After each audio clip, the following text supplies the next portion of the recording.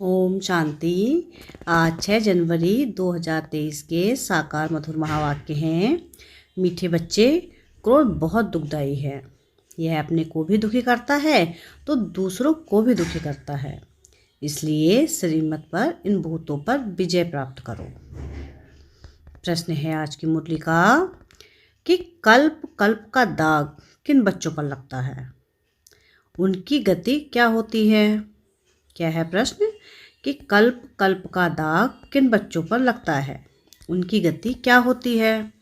उत्तर है इसका, जो अपने को बहुत होशियार समझते, श्रीमत पर पूरा नहीं चलते, अंदर कोई ना कोई विकार गुप्त व प्रत्यक्ष रूप में है, उसे निकालते नहीं, माया घेराव करती रहती है। ऐसे बच्चों पर कल्प कल्प का दाग लग जाता है। उन्हें फिर अंत में बहुत पछताना पड़ेगा। वह अपने को घाटा डालते हैं। गीत है आज की मुरली का कि आज अंधेरे में है इंसान। ओम शांति। बच्चे जानते हैं कि बेहद का बाप, जिसको हेवनली गॉड फादर कहा जाता है, वह सबका बाप है। वह बच्चों को सम्मुख बैठ समझाते हैं। बाप तो सभी बच्चों को इन नयनों से देखते हैं। उनको बच्चों को देखने के लिए दिव्य दृष्टि की दरकार नहीं।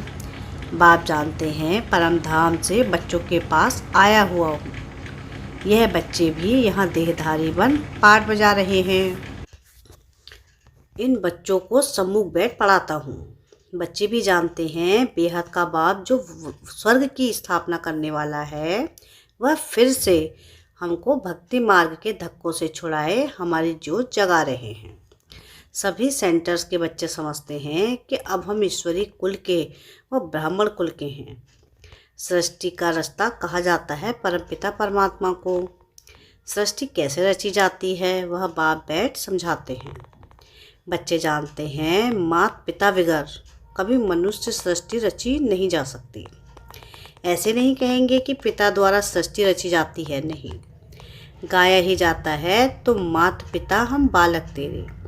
यह माता पिता सृष्टि रचकर फिर उन्हों को लायक बनाते हैं। यह बड़ी खूबी है। ऐसे तो नहीं ऊपर से देवताएं आकर धर्म स्थापन करेंगे। जैसे क्राइस्ट क्रिश्चियन धर्म की स्थापना करते हैं तो क्राइस्ट को भी क्रिश्चियन लोग फादर कहते हैं। अगर फादर है तो मदर भी जरूर चाहिए। उन्होंने मदर रखा है मैरी को। अब मैरी कौन थी? क्राइस्ट की नई आत्मा ने आकर तन में प्रवेश किया तो जिसमें प्रवेश किया उसके मुख से प्रजा रची, वह हो गए क्रिश्चियन। यह भी समझाया गया है कि नई आत्मा जो ऊपर से आती है उनका ऐसा कोई कर्म नहीं जो दुख भोगे। पवित्र आत्मा आती है। जैसे परमपिता परमात्मा कभी दुख भोग नहीं सकता। दुख अथवा गाली आदि सब इस साकार को देते हैं। तो क्राइस्ट को भी जब क्रॉस पर चढ़ाया तो जरूर जिस तन में क्राइस्ट की आत्मा ने प्रवेश किया उसने ही यह दुख सहन किया। क्राइस्ट की प्योर सोल तो दुख नहीं सहन कर सकती। तो क्राइस्ट हुआ फादर, माँ कहाँ से लावे? फिर मैरी को मदर बना दिया। दिखाते हैं मैरी कुंवारी थी, उनसे क्राइस्ट पैदा हुआ। यह सब शास्त्रों से उठाया है। क्या यह सब शास्त्रों से उठाया है? दिखाया है ना कि कुंती कन्या थी, उसने उनसे कर्ण पैदा हुआ। अब यह दिव्य दृष्टि की बात है, परंतु उन्होंने फिर कॉपी किया है। तो जैसे यह ब्रह्मा मदर है, मुख द्वारा बच्चे पैदा कर फिर संभालने के लिए मम्मा को दिया है, तो क्राइस्ट का भी ऐसे है। क्राइस्ट ने प्रवेश कर धर्म की स्थापना की। उनको कहेंगे क्राइस्ट की मुख वंशावली, भाई और बहन। क्रिश्चियन का प्रजापिता हो गया क्राइस्ट, जिसमें प्रवेश कर बच्चे पैदा किए, वह हो गई माता। फिर संभालने लिए दिया मैरी को। उन्होंने मैरी को मदर समझ लिया है। यहाँ तो बाप कहते हैं मैं इनमें प्रवेश कर मुख संतान रचता हूँ, तो उसमें यह मम्मा भी मुख संतान ठहरी। यह है डिटेल में समझने की बातें। दूसरी बात, बाप समझाते हैं आज एक पार्टी आबू में आने वाली है। वेजिटेरियन का प्रचार करने। तो उनको समझाना है बेहद का बाप अब देवी देवता धर्म की स्थापना कर रहे हैं, जो पक्के वेजिटेरियन थे, और कोई भी धर्म इतना वेजिटेरियन होता नहीं है। अब यह सुनाएंगे कि वैष्णव बनने में कितने फ़ायदे हैं, परंतु सब तो बन नहीं सकते, क्योंकि बहुत बहुत हिरे हुए हैं, यानी आदत पड़ी हुई है। छोड़ना बड़ा मुश्किल है, परंतु इस पर समझाना है कि बेहद के बाप ने जो हेवन स्थापन किया है उसमें सभी वैष्णव अर्थात विष्णु की वंशावली थे। देवताएं बिल्कुल वॉइसलेस थे।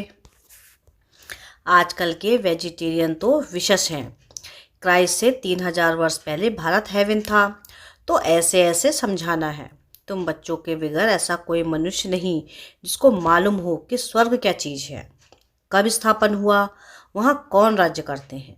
लक्ष्मी नारायण के मंदिर में भल जाते हैं, बाबा भी जाते थे, परंतु यह नहीं जानते थे कि स्वर्ग में इन्हों की राजधानी होती है।